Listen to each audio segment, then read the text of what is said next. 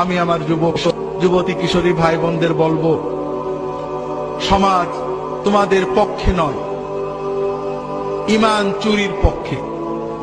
পিতামাতা তোমাদের ছেড়ে দিয়েছেন, তবে অন্তত নিজেদের ভবিষ্যতের দিকে তাকিয়ে, দুনিয়ার ভবিষ্যৎ আখিরাতের ভবিষ্যতের দিকে তাকিয়ে নিজেরা সাবধান হও।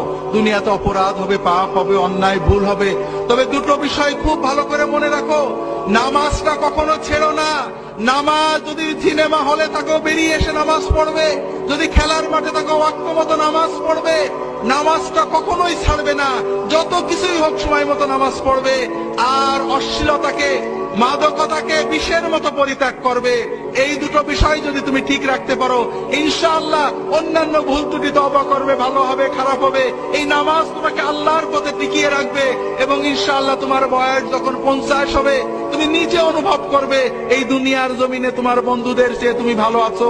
আর ইনশাআল্লাহ কিয়ামতের দিনে তুমি তোমার পিতামাতা সহ আল্লাহর আরশের নিচে তার ওলিদের সাথে মেহমান হয়ে যেতে পারবে। হাজরিন, যুবক কিশোরদের ভালো রাখতে হলে